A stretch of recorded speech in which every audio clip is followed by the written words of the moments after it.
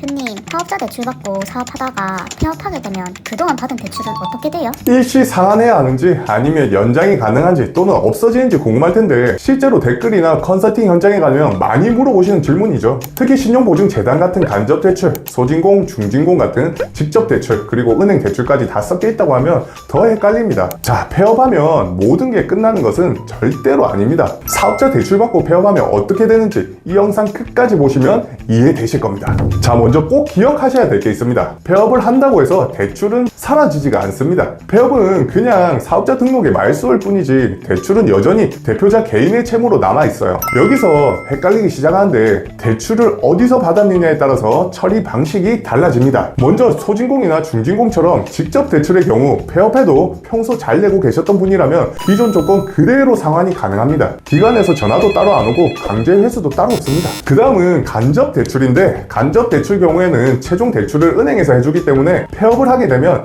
은행에서도 이걸 알게 됩니다. 연체 없이 상환 중이라면 유지되기도 하지만 연체가 생기면 은행에서 바로 상환 요구를 할 수 있습니다. 그리고 기보나 신보 같은 다른 보증기관의 경우에는 폐업 후 연장 가능성은 있지만 조건이 바뀔 수 있습니다. 예를 들어서 금리가 2~3% 정도 올라간다든지 하는 방식으로요. 문제는 일반 은행권 대출이죠. 보증 없이 신용이나 담보만으로 받은 대출이라면 연체가 없어도 폐업 후에는 연장이 안 될 확률이 상당히 높습니다. 게다가 한 번 연체하면 신용 점수도 폭락을 해버리죠. 심하면 더 이상 회복이 안 되는 경우도 있습니다. 특히 담보가 잡힌 경우에는 경매로 넘어가는 경우도 있으니까 이 부분은 정말 주의하셔야 됩니다. 자, 여기서 또 많이들 궁금하시는 게 있어요. 예전에 하던 사업자를 폐업하고 폐생까지 했는데 지금 새로 사업자를 내고 다시 정책 자금을 받을 수 있는지 물어도 보십니다. 결론부터 말씀드리자면 간접 대출 기간 쪽은 어렵습니다. 이미 한 번 사고가 났기 때문에 블랙리스트에 올라간 상태죠. 근데 여기서 끝은 아니에요. 소진공이나 중진공 같은 직접 대출 기간은 또 별개입니다. 그쪽은 사고 기업 여부와 상관없이 심사를 하기 때문에 신청 가능성이 있습니다. 그래서 나는 안 되겠지 하고 그냥 포기하지 마시고 이런 경우엔 직접 대출 정책 자금을 적극적으로 검토해 보시길 권해드립니다. 그리고 하나 더,